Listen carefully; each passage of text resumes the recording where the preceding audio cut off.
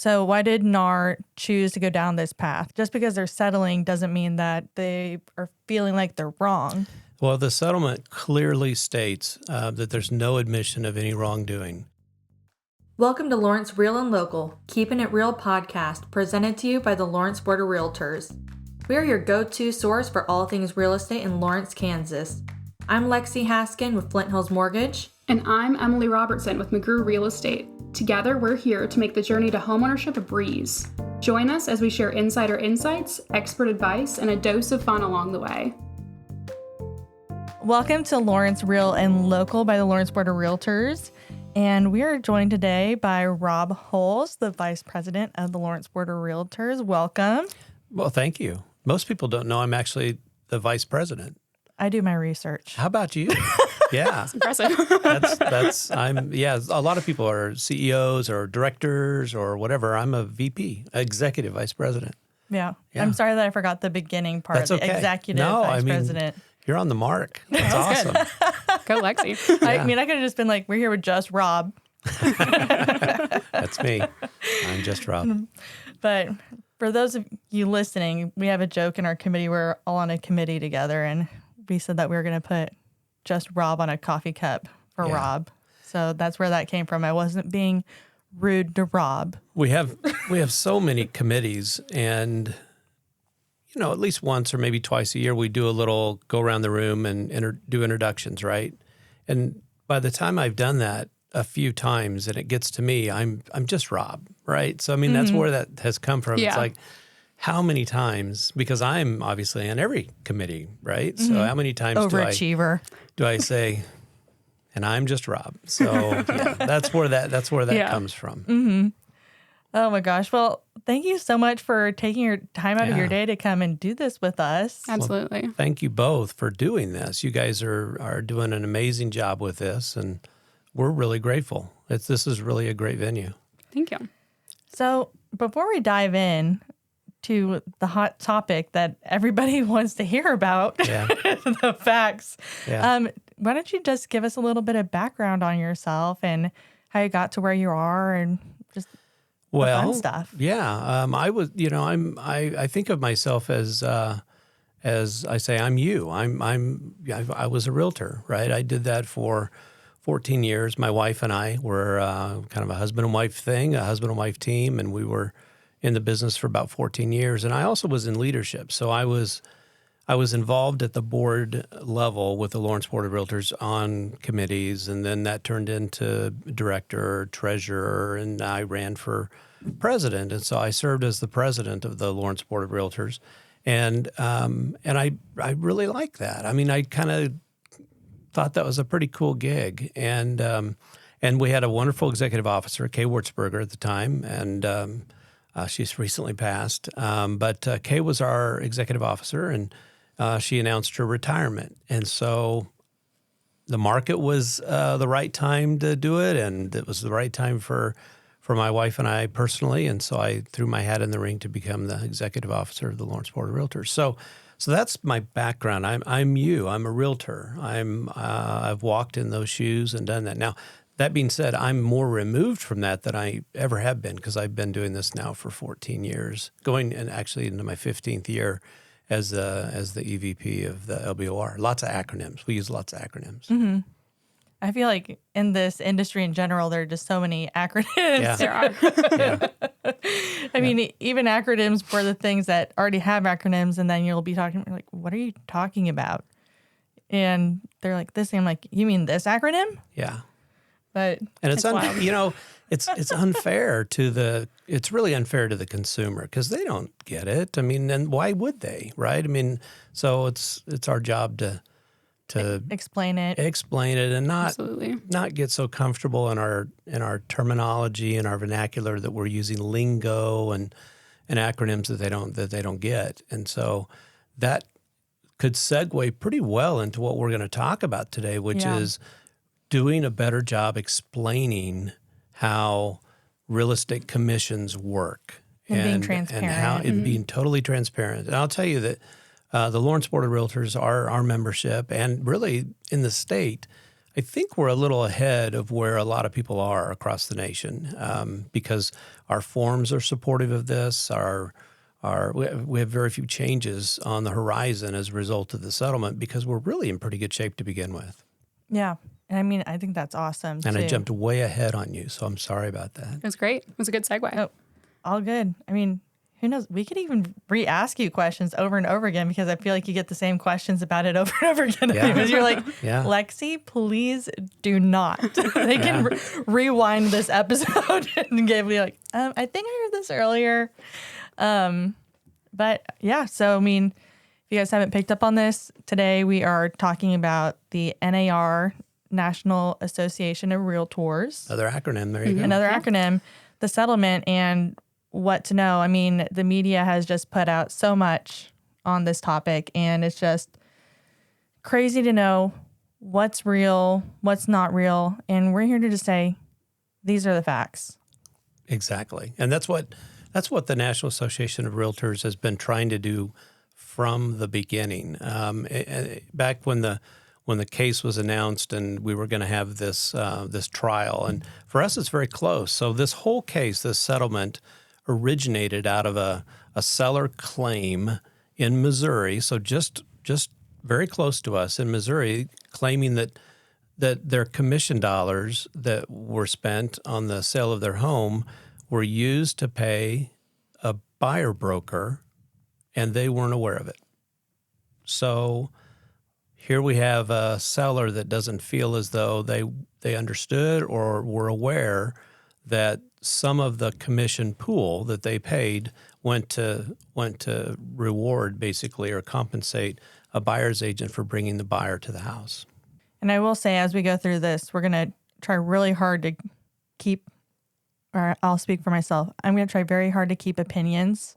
Yeah. And feelings. Yeah. Oh, it is hard because it's our industry, so we take it personally. But but I think we do have the ability to kind of weigh this objectively and speak to the facts, and that's what we've done from the beginning, and not let some of the sensationalized headlines and some of the clickbait, I guess, that we might see in the marketplace, not let that get at us or get to us, and just continue to just be forthright and transparent and say, these are the facts, and this is what is going to happen as a result of this settlement. Yeah. Sorry, Emily, I wasn't trying to speak for both of us. That was good. I'm going to also keep my opinions to myself. I guess I'm the one that has more trouble not being so outspoken, saying crazy things. You're funny. No, I think it's good. There's been a lot of misinformation or kind of assumed information out there about this. So just getting through the facts, I think, is a good way to go about it. Yeah. So you already kind of got into saying what the settlement is, but why did... Okay, we're going to say NAR for National Association of Realtors going forward, NAR. So why did NAR choose to go down this path? Because, I mean, just because they're settling doesn't mean that they are feeling like they're wrong. Well, the settlement clearly states that there's no admission of any wrongdoing. As a matter of fact, the settlement is intended to be a path of least resistance to get on with this. When the lawsuit was happening, and it was granted, the case to be a class action suit, NAR had been negotiating all along with the plaintiffs and to see if there were possibilities of having a settlement, and it just came about that it was the right time to do this, and here's why.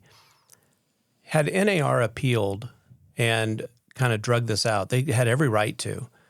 They would have had to have posted a multi-billion-dollar bond, and it would have been a situation would have caused financial hardship to the association. And so at one point, we're told they even contemplated Chapter 11 for reorganization and to protect themselves. But that is not happening, and that's not the path that the association chooses to take. At the same time, an appeal would have drugged this out but not protected any of our MLSs, any of our memberships, any of our associations. And what this settlement does is it actually kind of puts the whole umbrella over all local associations and and businesses and MLSs that meet the criteria. There's some exceptions. There's some organizations or corporations that were named defendants as well, and it does not include them because they have to have their own agreement, and also the big, $2 billion or more producing companies were excluded as well, so they could negotiate their own deal. But the lion's share of membership and associations are all protected with the settlement, meaning that we could move forward understanding that there's protection to the members. And so when we talk about associations, we always talk about value proposition. And there was a little bit of an uproar for many reasons in the last couple of years with regard to NAR and a little pushback on membership. And I mean, I've said before, and I'll say it again, I mean, this is like the ultimate member benefit. Mm-hmm. I mean, your association at the national level is stepping forward and taking what I'll call the arrow. They're taking the arrow, right, on this thing and going to pay it out of the resources at the National Association. No dues increases are planned or anything of that sort. So this is like a huge member benefit to say we're going to protect you going forward. And so the timing was right. It was time to do it so that we could get protections in place and get MLSs covered, get our members covered, and just reach an agreement so we could move forward. But back to the very first point, there's no admission here of any wrongdoing. As a matter of fact, what the settlement worked hard to include is that the consumer still has a choice of how they want to work with representation, whether it be a buyer's agent, seller's agent. All of the choices that consumers had a year ago are in place today. So all of that remains. And that's really important that we have an agreement that keeps those options open for consumers. Yeah, absolutely. So then our next question is just what changes are occurring because of the settlement? And it's not many. It's not much. We had an event Tuesday. We had an event Tuesday, and our legal counsel, Danielle Davey, was quoted as saying, we're in pretty good shape. Our forms are in pretty good shape, and our practices are in pretty good shape, but there will have to be a couple of adjustments. One is that the offer of compensation that we have typically had built into our framework in what we call the MLS, the Multiple Listing Service, another acronym. So that MLS is a database. It's a data repository where all of the agents put all of their listing information to share with one another so that they can help their buyers and sellers, help their clients. And so it's this pool of data. You can go in and search for a house and perform all these cool functions. And so within that, we had published offers of compensation. So if a list agent had a listing and they were offering a certain level of co-brokerage compensation to a buyer's agent, that would be expressed in the MLS. That's coming out. So that's the big change, and that is that the mechanism to make an offer of compensation, the mechanism of using the MLS is going away. And so we're making that change. But it doesn't stop the broker from making an offer of compensation. They just have to do it outside of the MLS, or what we call off the MLS.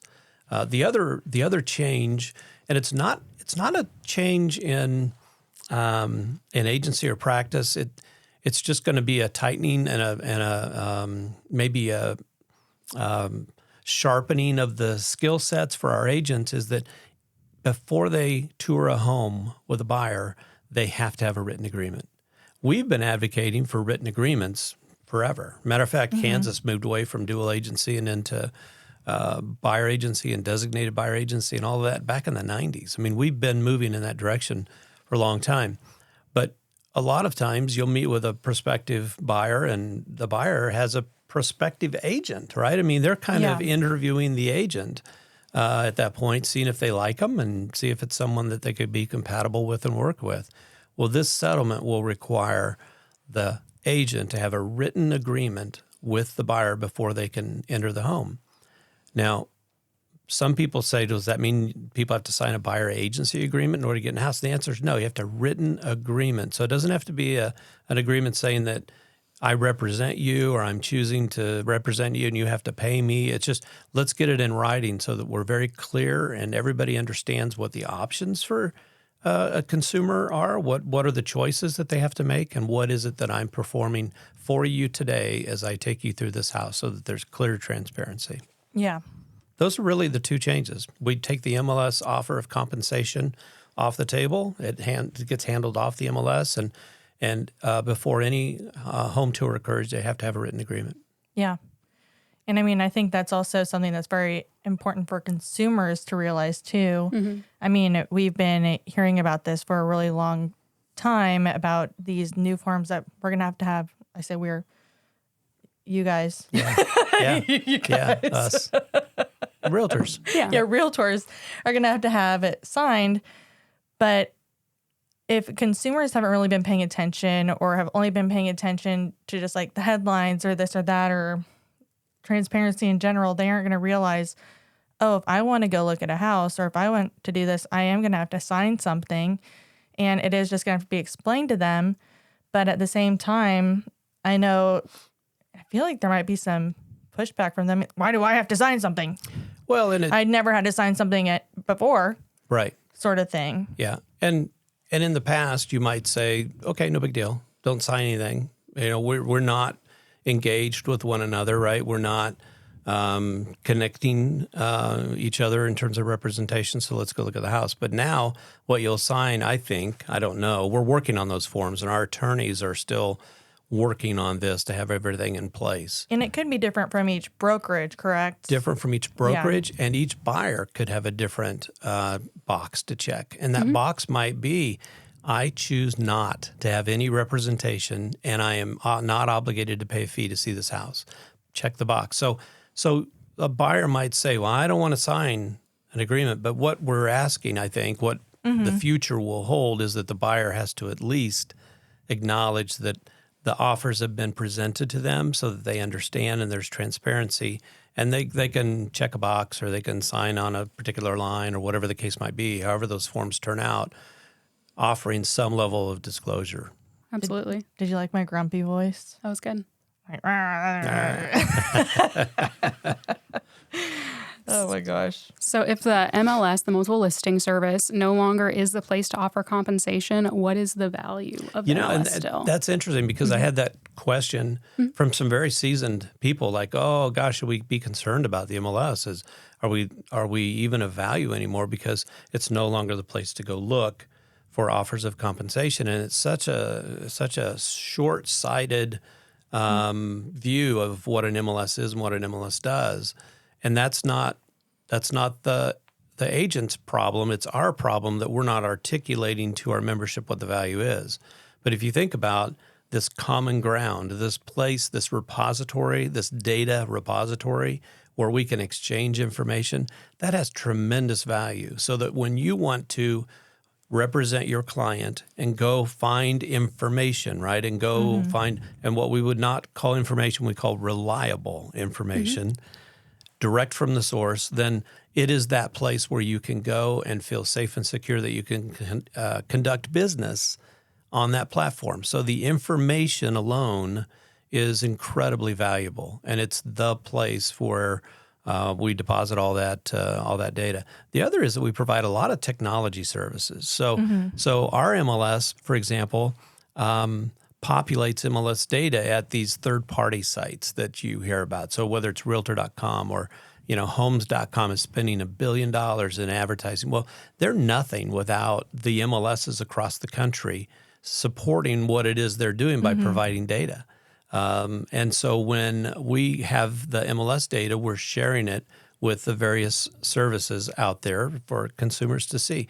The other thing that we populate are broker websites, agent websites, and then you might have some tools that you use. You might have some service, a showing service, for example, that you subscribe to, or you might have some conveniences and some services that you have as an agent, and we power those tools as well. So it's an incredible technology engine that runs that we don't really do a good job sharing. We need to make sure that people understand that.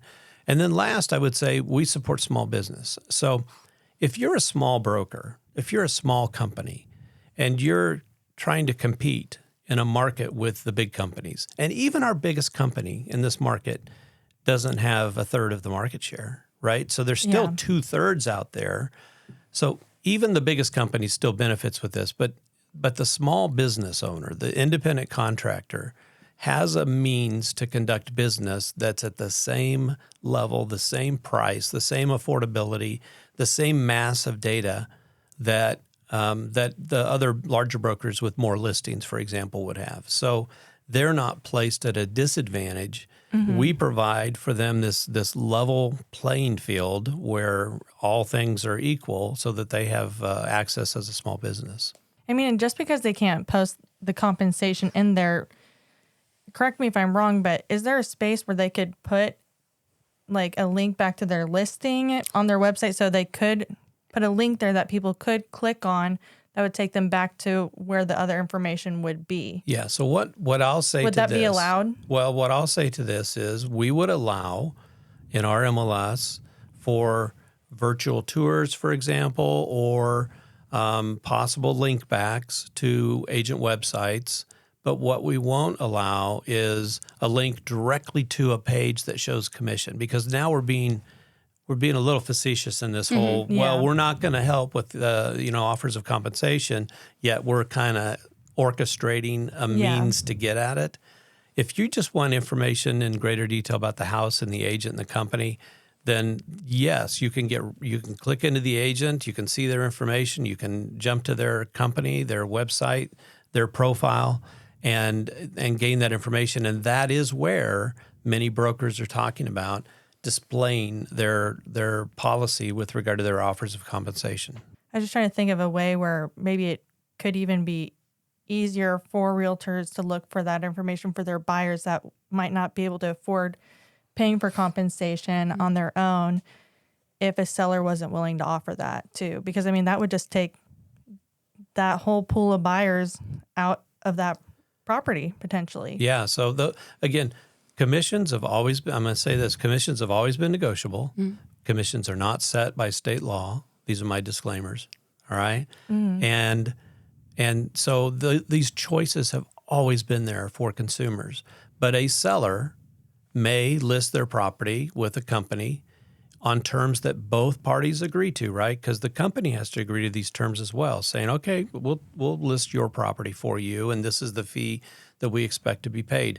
Some of those fees might include a authorization from the seller to pay a buyer's agent. I think many will. I mean, I think that's kind of been a mechanism in our marketplace to help get buyers into a house because they're already having to pay for the down payment and the closing costs and all these things. To have them have this expectation that they pay the professional fee on top of that, it's a lot. It's a lot. It's an adjustment. And then, I mean, in that seller, too, if they're going to go buy a house, I mean, they would be directly benefiting from it when they go purchase another house as well. So yes, and it's all dependent upon the negotiation that occurs when that agent takes the listing and what that company will agree to. Because, you're listing with the company and then you have an agent that represents you. So whatever that company would agree to, list the house, get it on the market, then the buyer agents will discern based on that what levels of compensation are out there that could be what we call co-brokered, right? Co-opted. And they would collect a part of that fee or all of that fee from the transaction rather than collect it from the buyer. Yeah. In the event that the buyer wanted to buy a house where there was not an offer of compensation to a buyer's agent, then the buyer would know, I'm looking at a house where I would have to come up with the money to pay for my fee, my representation, to pay for the fee. And they just would know going in ahead of time what that financial picture would look like. This house compared to this house compared to this house, they will pay a professional fee. They won't. They'll pay part of it. And so it all comes into play with your agent who's representing you, who can look at all those properties and advise you on what the costs are. Yeah. General affordability. Yeah. So when will these changes take effect? Well, the deadline on all of this is August 17th.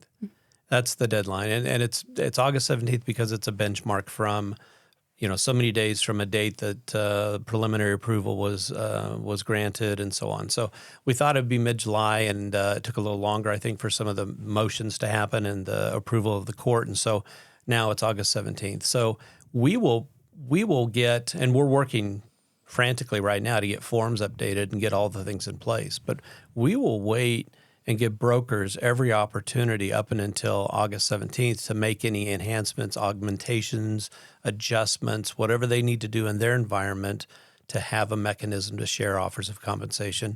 And then on August 17th, we'll make that MLS thing go away. The offer of compensation then will disappear. And it's not really an easy thing to do because we are in so many places, right? Our data is going in so many places. We have a lot of mapping of data and fields and such to clean up. And so that happens on the back end. All the IT stuff. All the IT stuff. So that happens on the back end, and it'll all be done by August 17th. So, I mean, do buyers have to use a buyer broker to purchase a property? No.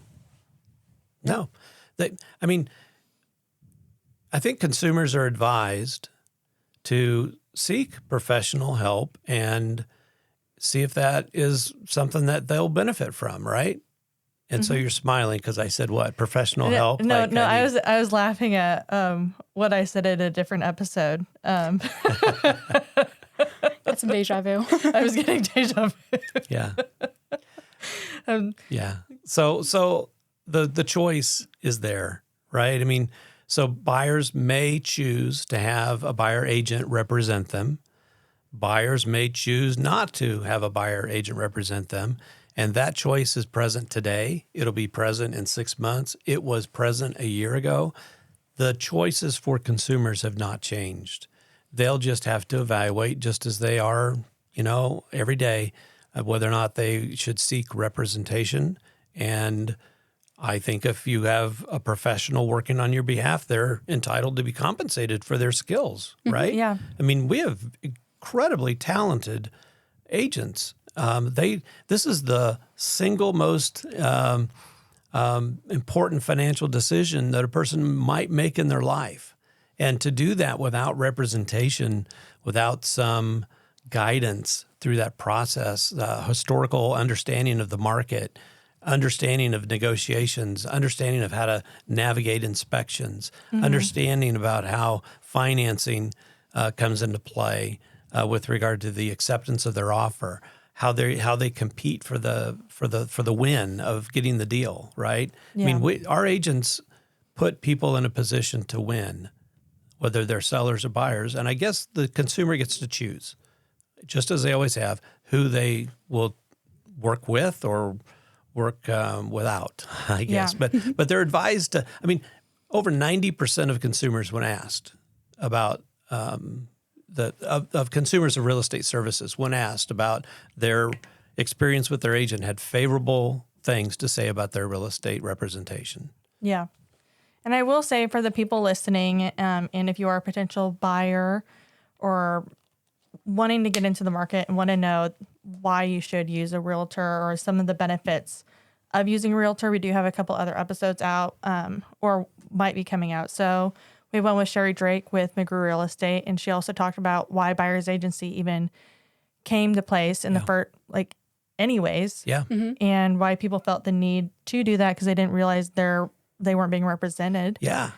And then also, I don't know if this episode is going to air before or after this episode, but we have Jill Ballou with Stevens Real Estate, who's also the president of the Lawrence Board of Realtors, who's going to talk about why use a realtor, why work with somebody local, and it just kind of go over that. So if you want to know more about why realtors are important in a transaction, we do have those episodes that are available or will be available soon. Absolutely. Check them out.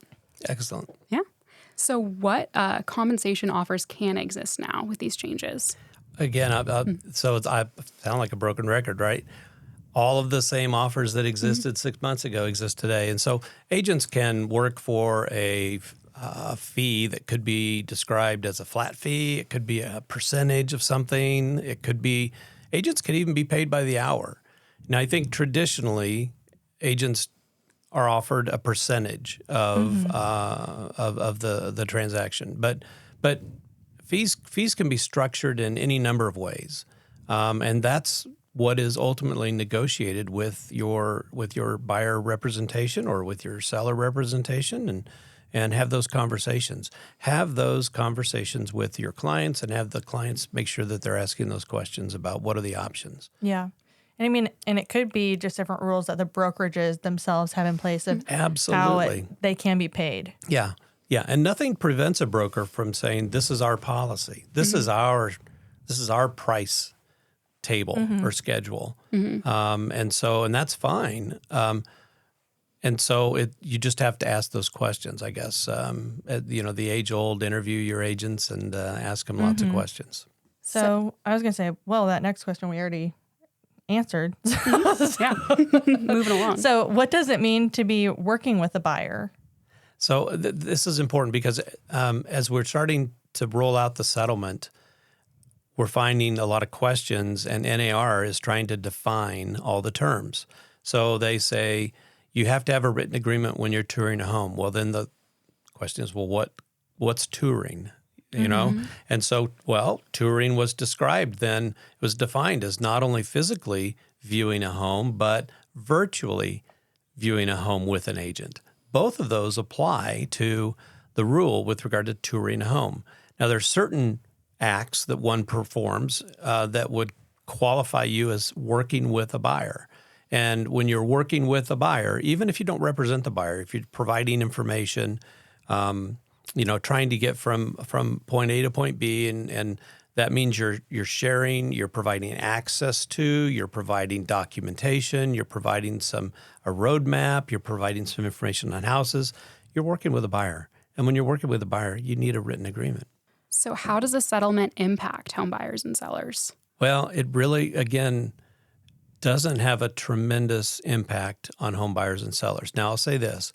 Just Tuesday, the VA, the Veterans Administration, right? Tuesday, they lifted a ban that prohibited veterans from paying agency representation fees.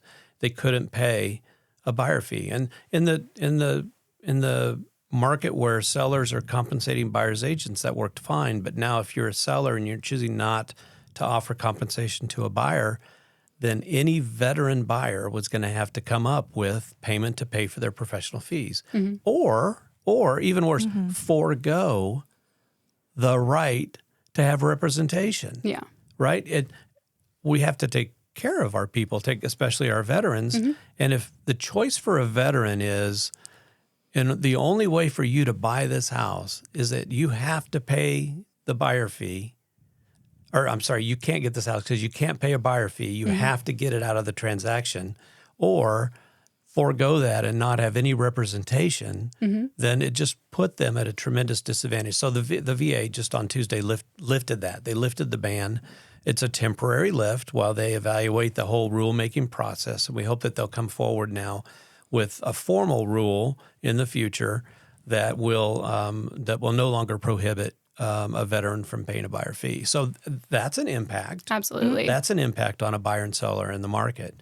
But really, generally speaking, again, a year ago, today, a year from now, the consumer still has all of these same choices that they've had all along. There just might be a greater awareness to it and a little more sunshine on it, so to speak, more in the light of day. And so what our job is and what our members are working hard to do is just to make sure that their clients and consumers understand all of the parts. Like if you pay me a fee, I need you here to initial here that you're going to allow me to co-broker that fee with somebody else if they bring a buyer. But let's delve into that a little more. This is what that means, just to make sure everybody has a transparent view of the whole deal. Too often when we've gone into this digital age, we get something via DocuSign or via some electronic signature platform. And as you know, you kind of push buttons and you initial here, initial here, initial here. And it's really easy to overlook some of those conversations and to overlook the level of understanding that people should know when they sign contracts. Absolutely. Yeah. And I will say, so for Tuesday, when we keep saying Tuesday was May 21st. Thank you. So that's currently it's May 23rd. Yes. But, Yes. So very recently, very recently. I just kind of want to hop back to the last question when we were going to talk about, just like a follow-up. So we were talking about touring. How does that necessarily relate to open houses? Because there are a lot of times when people just have open houses, just want to pop by, take a look at it. And a lot of the times, sometimes those agents aren't even the listing agent of that house too. Right. So then how would that go with the working with buyers as well? Yeah.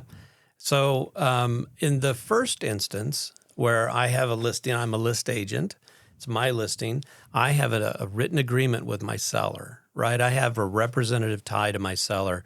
And the fact that I'm there in the house showing the home is because I am working with my seller, right? So any buyers can come and go. They understand I'm the list agent. I don't have to have a written agreement for someone to see the house when I'm working on behalf of the seller. All right? There are instances where an agent who is not the list agent might hold the house open for the list agent just as a convenience, or maybe they're trying to have greater exposure. Maybe they want to try and attract buyers to their client list and grow their business that way. Those folks are a little different. They're not necessarily representing the seller. Now, something could be done that could amend the list agreement that says, for example, Emily, you represent on this one day only. You now are a designated agent of the seller along with me, and you can go be at that house and you represent the seller, and then you'll take on that kind of a role. You don't have to have the written agreement with the buyer. But if that doesn't occur, you're going to have written agreements with the people that come through and tour the home. And that could just be greet you at the door. Here's some paperwork you have to fill out and tour the house. I think we're going to err on the side of caution there and just say at this point, you're going to need something, some acknowledgement, something in writing as people enter the house. If they don't have representation and you don't have a tie to the seller, there's got to be something there. Yeah. I know that's definitely a very popular weekend commodity is talking about those open houses. We are, and we are working on that, and really legal's trying to figure that out. What could be the most convenient mechanism for someone just strolling by and just wants to look at a house, and maybe they even are getting decorating ideas, remodel ideas. Their neighbors. A nosy neighbor. You just want to see what's going on in their house. Nosy neighbor, absolutely. I'll admit, I almost did that the other day. Yeah. Well done. Yeah. Yeah. So I think we're working on that, and that's the key. That we're in May, and this is going to roll out in August, and there's still some things that aren't quite routine yet. We don't have a real clear picture on all that and what the best practices are and how they're going to unfold. Yeah. So what is the next step for LBOR in this process? It's just continue to communicate and educate. And this actually is wonderful because we have the opportunity to capture this information and share it. So thank you for this opportunity. We just have to get in front of members so that they're informed. So we have, to that end, we have a big annual mid-year meeting that we have each year. This year it's on June 18th. So it's literally 2 months prior to the deadline. And we're going to get together for an annual luncheon meeting sponsored by Lawyers Title. There's a plug for Lawyers Title. But between the Lawrence Board of Realtors and Lawyers Title, we're picking up the tab for lunch. So it's a free lunch for our members. Sign me up. We want them to come at our Terra, nice lunch. We want them to come, and Vern Jarbo, the state legal counsel, and Danielle Davey, our local legal counsel, will provide presentations on where we're at, answer more questions as they continue to evolve, and we'll spend the entirety of that luncheon dealing with this information so that we're sure to get it in front of our membership. Yeah. So we just have to continue to learn what's ahead and prepare ourselves for August 17th. I mean, it definitely will be interesting to see everything that changes over the next couple months even. Yeah. And who knows, maybe even a year we'll go back and listen to this podcast or watch the vodcast and we'll be like, yeah. Oh, remember back then? We were so naive. Exactly. Yes.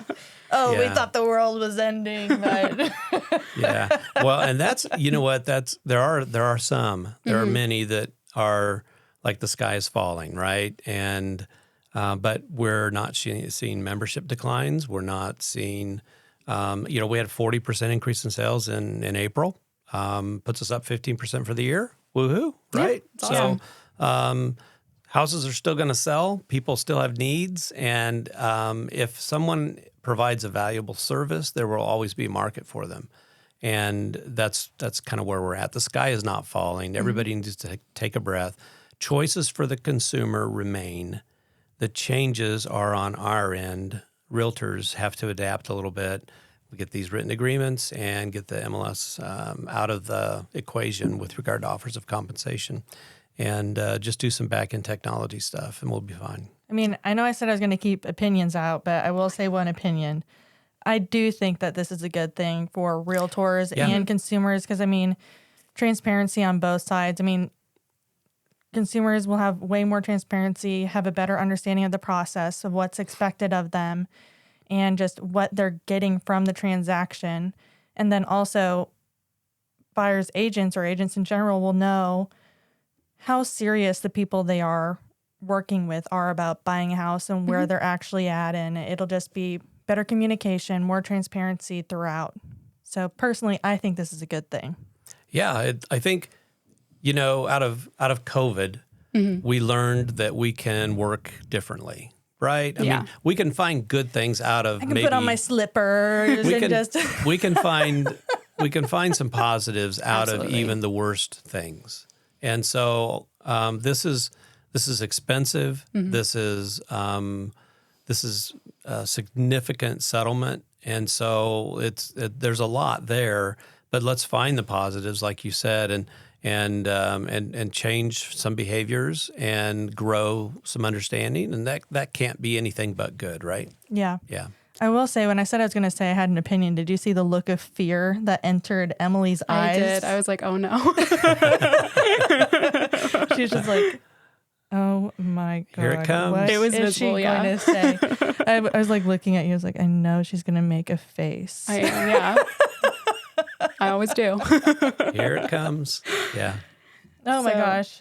Just kind of a final question that I have for you, at least, is kind of what's the main thing you want the public to take away from this, to know about the settlement as of this point? Well, and I probably stated it quite a bit here, but for the public, the public will remain similar to what they've had. They'll remain. The options will remain, is what I'm trying to say. The options will remain available to them just as they've had. They'll continue to have the opportunity to have representation for what is the largest transaction in many people's lives. So the public will not see a significant change here at all. And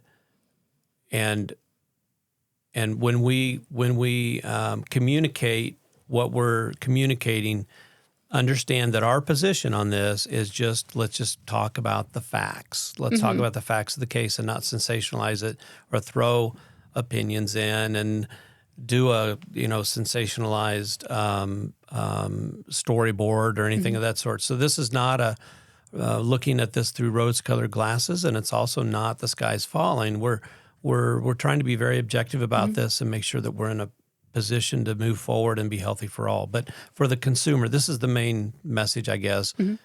Things are not really that different. So you may have to sign a little form before you go look at a house. And we hope that you'll have a better understanding of how commissions work in a real estate transaction and how people are compensated. Absolutely. Yeah. And if you don't understand, don't be afraid to ask. Absolutely. Yeah. Yeah. Yeah.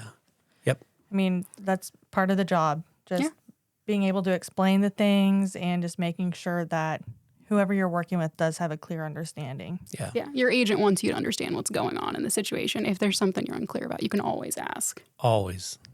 Always. You bet. Yep. Yeah.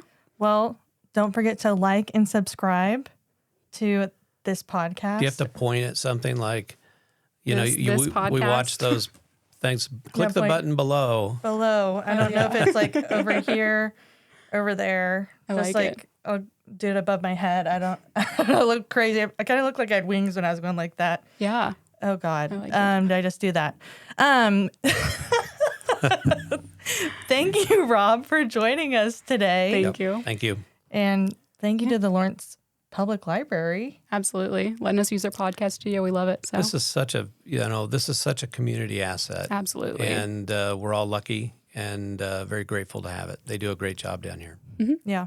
Definitely. Thank you for listening today or watching. Well, now we'll just tune out. Okay. Bye. Bye.